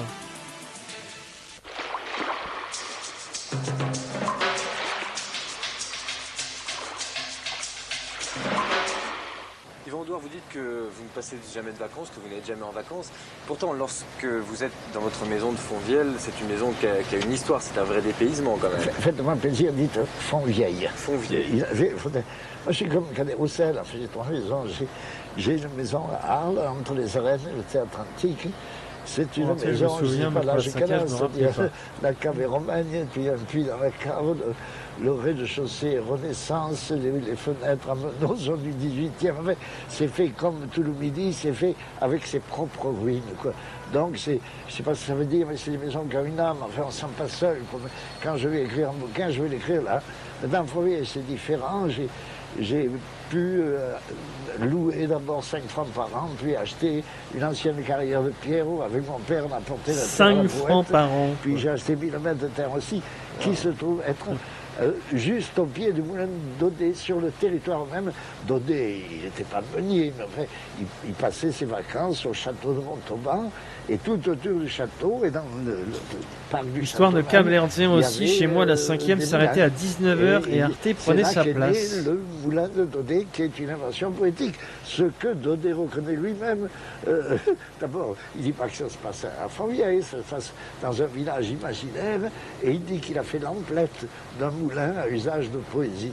Alors moi, j'ai pas voulu être un reste, je me suis fait construire un pigeonnier sur le modèle d'un pigeonnier ancien, c'est qui a la base ronde et le dessus carré, quoi, c'est avec des corbeaux qui se tiennent. Enfin, alors en bas, j'ai mis une salle de bain gigantesque, n'est-ce pas, et en haut, il y a mon bureau, ce qui me permet de mener à la fois d'être dans le village et de pouvoir réfléchir tout seul. Et puis pour aller au bistrot, il n'y a que 150 mètres à faire, ce qui fait l'exercice. Vous avez l'impression de revivre un petit peu la poésie de Daudet? Mais il faut dire, moi, pour moi, Daudet, c'est une partie très intense. Quand il y a quelques-unes des lettres de Montmoulin, l'œuvre romanesque de Daudet, moi, je ne sais pas. Mais le style de Daudet, vous savez, il y a une phrase. C'est un canal partagé en hertzien à l'époque. Dans Arles sont les Aliscans. Prends garde à la douceur des choses, quand l'ombre est rouge sous les roses. Mais cette période de la 5e, là, donc, pour le coup, en 95, c'est vrai qu'on avait vraiment des successions aussi de... Mais par temps clair. J'allais dire de mini-émissions, mais là on a un instant invité. S'apercevoir que la Provence n'est pas ce qu'elle cache. C'est un peu du coq à l'âne, mais pour le coup, il y avait un rythme aussi très intéressant. Secret de pour enchaîner sur des thématiques complètement différentes aussi, ça qui était vraiment très intéressant aussi avec la 5e. L'obstination, être on parlait de la culture un peu plus tôt, mais vraiment oui, la culture au sens large, bien sûr. De l'existence. La chasse au trésor. Alors Philippe, où êtes-vous là? Eh bien, je sors de l'hélico et je vais là, j'y vais voir le conducteur pour savoir si c'est quelque chose, c'est pas là. Madame, oui. J'y vais. Oh, quel site magnifique. Bon, j'ai trouvé quelque chose, j'ai trouvé un couteau, j'ai un couteau top 44-46, Philippe Indice numéro 3. Retrouvons Philippe de Dieuleveux dans La chasse au trésor, samedi 18h sur la 5e.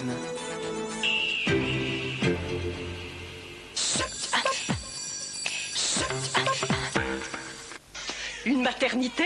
Voilà, vous pensez si c'est désinfecté? Alors on n'a pas beaucoup, on se retapait les mêmes trucs. Ça tue tous les microbes. Pour le linge aussi, Javel Lacroix. Il n'y a pas plus sûr pour tout désinfecter. Détacher et blanchir. Javel Lacroix tue tous les microbes et tous les virus. Lacroix soutient la recherche de l'Institut Pasteur. Ouais, vraiment, oui, oui. 3615 QI. Testez votre QI et recevez la carte de votre QI. 3615 QI. Voilà, deux pubs, c'est ça. Et salut Amnésique en Juif, comment ça va-t-il? On est dans la capsule temporelle, comme tu peux voir, on est le 3 juillet 1995.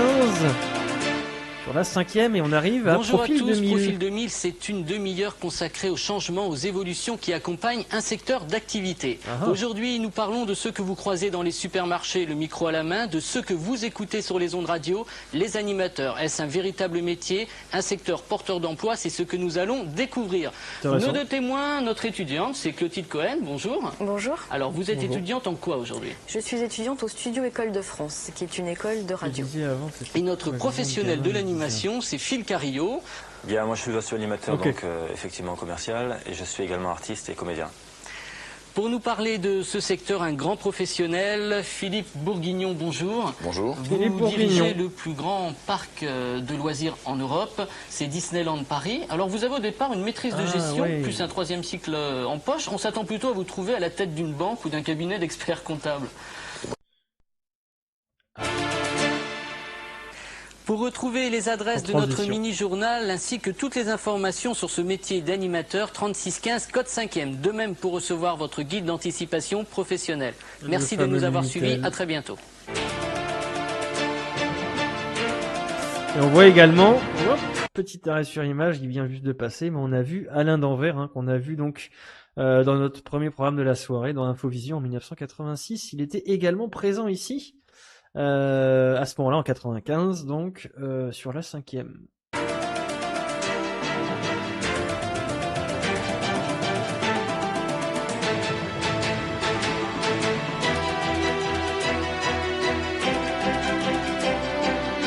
Vraiment du monde en plus sur l'émission. Onicep. Agitez vos neurones. Ça déménage. Dans quelques instants, ça déménage.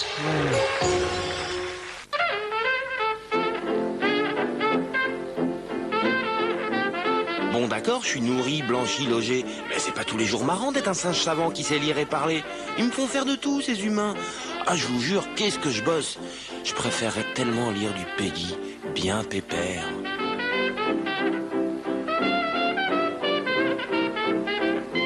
Kanzi, le singe aux 1000 mots. Oui, madame, aux 1000 mots. Mardi à 14h sur la 5e. Peut-être avoir le droit un peu à ça déménage, c'est intéressant. Une maternité? Oh, désolé, vous pensez si c'est désinfecté? La croix, Javel Lacroix, ici on connaît, ça tue tous les microbes. Pour le linge aussi, Javel Lacroix. Il n'y a pas plus sûr pour tout désinfecter. Détacher et blanchir. Javel Lacroix tue tous les microbes et tous les virus. La Croix soutient la recherche de l'Institut Pasteur.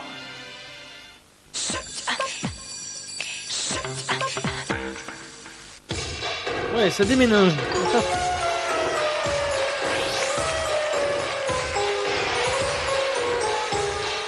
C'était sympa comme jeu. À la question « Suis-je tout seul ?» La réponse est non. Voici la preuve. Bonjour public. Eh bien, bonjour.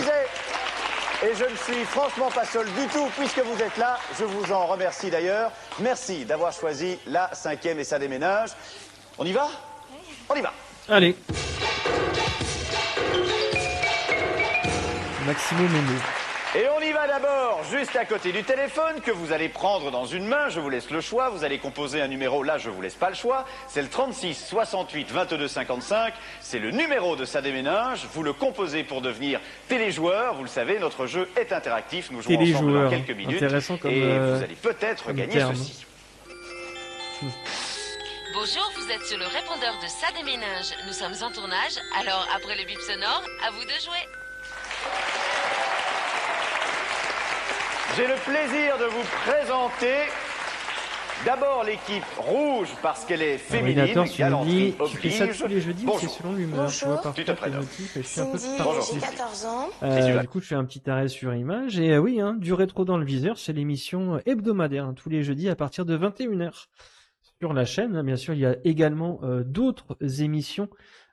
Tu as pu sans doute voir le bandeau un peu plus tôt. On a également des émissions en lien avec différents types de jeux vidéo, que ce soit du point and click, du FPS, du jeu de baston. Et on a également donc Mémoire vive, le réservoir donc mensuel de pop culture où j'interviens bien sûr avec mes compères Nightcrawler et Sauf-Qu'il-A une fois par mois. D'ailleurs, est-ce que...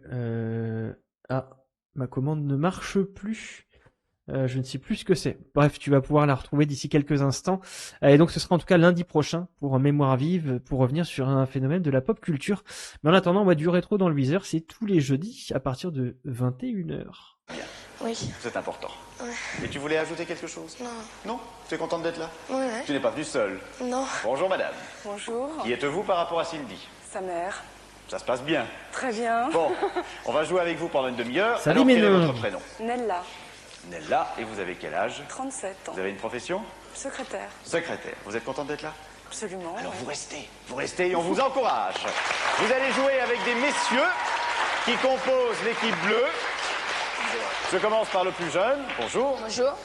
Tu te prénommes? Olivier. Salut Olivier, ça va? Ouais, très bien. Tu as quel âge? 14 ans. Ça fait longtemps que tu as envie de jouer à ça des ménages? Bah ouais, assez, un peu. Première fois que tu passes à la télé? Oui. Un peu les pop-up? Un peu. Un peu. Bah, tu respires tranquille. De Ouais, toute façon, s'il y a des gens qui sont 14 méchants avec toi, ans, Olivier. on a les noms. Ouais. Donc t'inquiète pas. Monsieur, seriez-vous le papa? C'est cela. Vous êtes le bienvenu. Et le papa se prénomme? Daniel. Daniel, vous allez bien Daniel? Oui. Le duo de chemise. 40 ans. Vous êtes technicien France Télécom? C'est cela. On a bien besoin de vous puisque le jeu est interactif et c'est grâce au téléphone que nous jouons. Alors bravo. Merci d'être là également. Nous allons jouer au Maximo Mémo. Vous connaissez le principe de ce jeu. On se balade dans la rue avec une caméra de ça déménage et avec votre participation, on se balade dans l'univers des maximes. Ça fait partie de la mémoire collective, les maximes, mais c'est vrai qu'on les connaît avec pas plaisir, forcément hein. toutes, tellement il y en a. Chaîne collective, Focalisez en tout bien cas, votre attention, oui. tous les quatre, Vous me retrouvez sur également le sur nom de l'auteur, d'autres le streams, contenu de la maxime, l'idée qu'elle streamers, véhicule. en tout cas, Vous êtes prêts? et également, donc on Si a on des veut, streams. on y va. On a une Pour émission qui commencer s'appelle notre Maximo Dodo Mémo, sur cette phrase le d'Alphonse versus Allais. en général. Dans la vie, il ne faut et bien compter sûr que le sur plein de soi et super encore, sur pardon. tout l'univers Oscar du Wilde super disait, spectateur de il est Zix. toujours stupide de donner des conseils. Mais en donner des bons est absolument fatal. Je ne m'appelle pas Ernest Renan, mais il disait « Le doute est un hommage que l'on rend à la vérité ». Je rejoins complètement la maxime de Jules Renard. Si l'on bâtissait la maison du bonheur, la plus grande pièce en serait la salle d'attente. Pour terminer notre Maximo Mémo, une petite phrase de William Blake. Les chemins de l'excès mènent au palais de la sagesse. Ok. Et ce Maximo Mémo nous mène au palais de votre mémoire. Voici la première question. Qu'est-il toujours stupide de donner selon Oscar Wilde? Pour ne rien rater. Ça n'est je mets- évidemment pas Hop. une bonne réponse qu'il est toujours stupide. Rejoindre la de commu donner, sur que du Discord, contraire. Je vous c'est écoute les deux. ici. Bien, un Et conseil. toutes les VOD en illimité J'espère que c'est ça. Ça a été sur soufflé la chaîne par YouTube. Olivier. par Olivier, un conseil. Vous auriez dit quoi? La raison. La raison. Des conseils, on va accepter. Un conseil, des conseils, on va pas jouer sur l'article. Bien joué les bleus, ça vous fait 100 points. On va dire avec 100 points. quoi. Tu as bien fait de souffler. Mais entre vous, vous pouvez souffler, vous êtes là pour ça. Alors, deuxième question, écoutez bien. Quel est le prénom du poète anglais? Donc déjà, vous apprenez qu'il est anglais. Blake.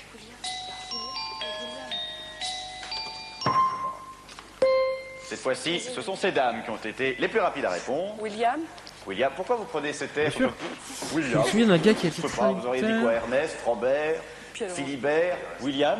Non, Pascal, mais j'ai peur. Pascal. Pas de- Pascal Blake. de Non, qui, la bonne réponse c'est mais, William. William Blake.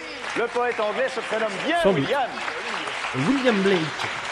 Nella, excellente réponse. Soyez sûr de vous. Voici la troisième question.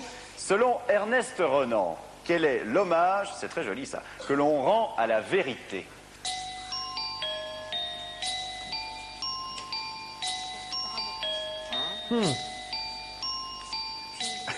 Alors ça me fait un petit peu marrer parce que comme j'ai la réponse sous les yeux, vous allez comprendre pourquoi je rigolais. Vous me dites. J'aurais bien aimé la sagesse, mais j'ai Vous auriez peur que bien ça soit aimé pas la ça. sagesse, oui. Voilà. 2 doigts de sagesse, là, c'est toujours agréable. J'ai peur. Non, en fait, je vous voyais et vous aviez l'air de douter, et c'est d'autant plus drôle parce que la réponse, c'est le doute. Selon Mais oui, Ernest le doute, ma bite. Renan, le doute est un hommage que l'on rend à la vérité. Eh ben voilà. Incroyable. Et nous, en tout cas, on ne doute pas, bien sûr, puisque nous étions le 3 juillet 1995. Et nous étions sur la 5e au détour de plusieurs émissions, en tout cas plusieurs concepts, comme vous avez pu le voir dans cette capsule temporelle de cette semaine. Et bien sûr, la capsule temporelle avec notre bon vieux Ladoré qui reviendra la semaine prochaine.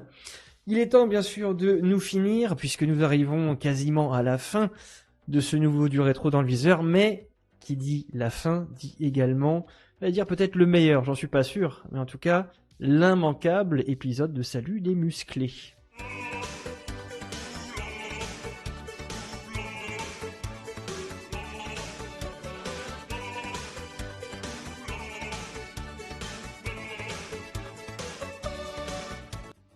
Et cette semaine, donc, nous arrivons à l'épisode 77.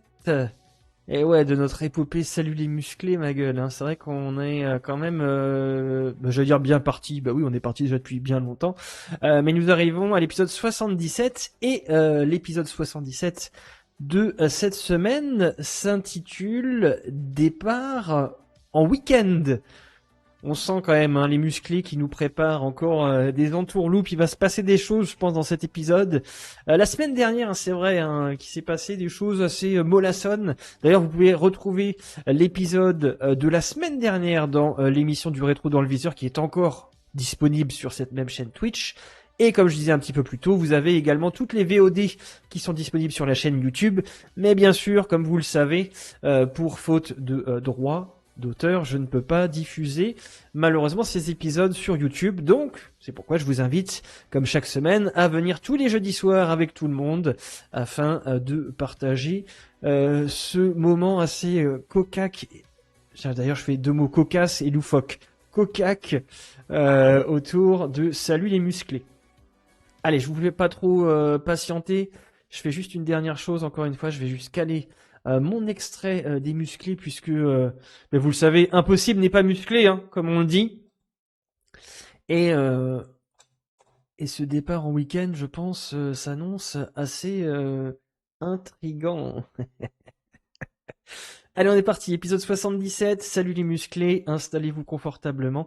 Nous arrivons dans la dernière ligne droite de l'autoroute de l'audiovisuel, c'est parti. Alors là, par contre, excusez-moi, mais je reviens rapidement en arrière. Incroyable, et je pense qu'au bout de 77 épisodes, j'applaudis la prestation.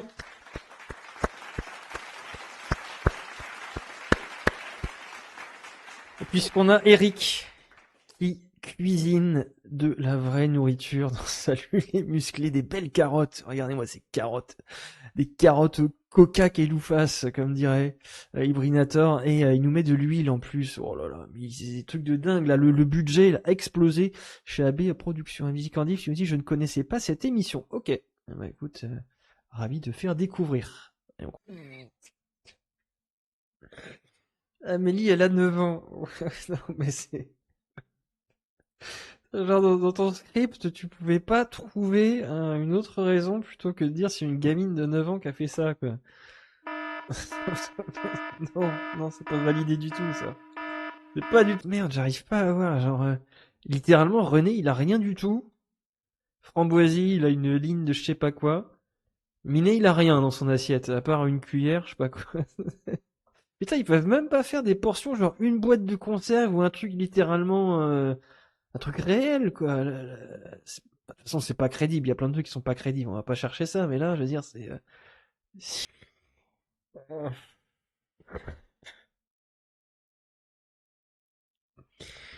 Putain, mais c'est toujours plus, quoi. Toujours plus, quoi. La tête d'Eric, même lui, Et c'était donc l'épisode 77 de Salut les musclés. Ouais, ça peut se résumer un petit peu à ça. Je suis d'accord. On va surtout également résumer, nous, de notre côté, tout ce que vous avez pu visionner aujourd'hui dans du rétro dans le viseur, avec bien sûr en première partie.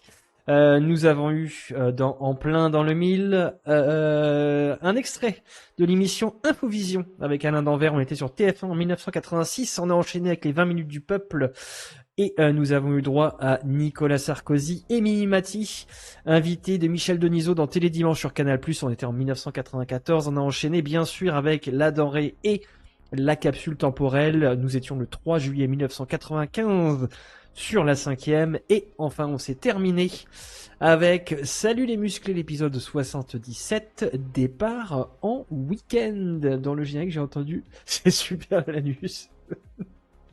J'ai pas entendu ça. Je sais pas si on était sur le même truc. Peut-être, j'en sais trop rien. Mais peut-être après, c'est peut-être un truc subliminal. Hein. À voir. Bref, pour cette semaine, eh bien, comme nous faisons chaque semaine également, il est temps de ranger notre télévision et nous la retrouverons bien sûr jeudi prochain à partir de 21h dans du rétro. Dans le viseur, on va faire un petit tour vers le camion, histoire de répéter, bien sûr, deux choses, en tout cas une chose importante avant de vous diriger et avant que vous puissiez continuer votre soirée vers un streamer ou une streameuse pour égayer votre nuit ou qui sait votre journée. Tu réécouteras. Bah écoute, je vais réécouter ça après. Je suis curieux. C'est vrai que j'ai pas fait attention à ça. Mais également, si vous êtes curieux et curieuse, je le répète, soyez bien sûr présents et présentes lundi soir prochain à partir de 21h, toujours sur cette même chaîne Twitch Tiger Sushix, puisque c'est bien sûr Mémoire Vive et l'épisode numéro 10 qui vous sera présenté avec bien sûr mes compères Nightcrawler et Softkilla. Nous revenons une fois par mois sur des phénomènes de la pop culture et Mémoire Vive, bien sûr, c'est l'émission et c'est surtout le réservoir mensuel de pop culture qui se partage avec passion. Une nouvelle fois, vous avez ici des indices qui peuvent vous aiguiller vers la thématique que nous aborderons lundi soir prochain. Donc, bien sûr, soyez présents et présentes. Voilà, eh bien, je pense qu'on a fait le tour des choses, comme dirait l'autre, et donc je vais vous diriger tranquillement vers quelqu'un d'autre pour égayer donc votre soirée de stream. Merci en attendant bien sûr aux personnes qui étaient présentes dans le chat, présentes en live, ça fait énormément plaisir. Comme je dis d'habitude, n'hésitez pas bien sûr également à parler de la chaîne autour de vous. Vous avez bien sûr le Discord, tous les réseaux sociaux, également que ce soit sur X pour ne rien rater de l'actualité, mais ça vous le retrouvez bien sûr sur la chaîne YouTube et la chaîne Twitch. Vous tapotez de vos petits doigts et vous aurez toutes les informations pour ne rien rater des émissions et des prochains streams de la chaîne. Je viens de check un truc. Fait une run Batman-ness. Bah écoute, on va voir ça. Je vais regarder aussi, parce que je sais qu'il y a également d'autres personnes, mais merci en attendant pour la recommandation. Je regarde rapidement histoire de voir bien également des personnes qui nous ont raidé récemment pour essayer de leur redonner là pareil comme on fait d'habitude. Alors je regarde rapidement eh bien on a Doc Moreau. On a Doc Moreau également qui est sur du rétro pour le coup. Le classico des classiques, il est sur Fear pour sa thématique Octobre Rouge. Je pense que je vais vous mettre, en tout cas, je vais vous diriger surtout vers Doc Moreau pour continuer votre soirée si vous aimez le jeu vidéo, les FPS et les balles qui fusent dans tous les sens. Allez, on va se faire ça tranquillement. N'hésitez pas encore une fois à lui faire un petit coucou et à découvrir sa chaîne, ça lui fera également très plaisir. Pour nous, bien sûr, eh bien, on se retrouve, donc comme je vous disais, lundi soir prochain. Soyez au rendez-vous, bien sûr, pour Mémoire Vive pour l'épisode 10. Ce sera à partir de 21h. En attendant, vous aurez également d'autres streams ici et là, que ce soit pour l'émission Dojo, que ce soit également pour Level Up. Bref, on a à boire et à manger. Et si vous êtes féru d'audiovisuel comme je suis, jeudi prochain, bien sûr, du rétro dans le viseur, le jeudi soir à partir de 21h. Vous êtes les bienvenus sur l'autoroute de l'audiovisuel comme chaque semaine. Je lance l'outro et le raid juste après. En attendant, Prenez soin de vous, prenez soin du rétro et on se retrouve très bientôt. Ciao ciao.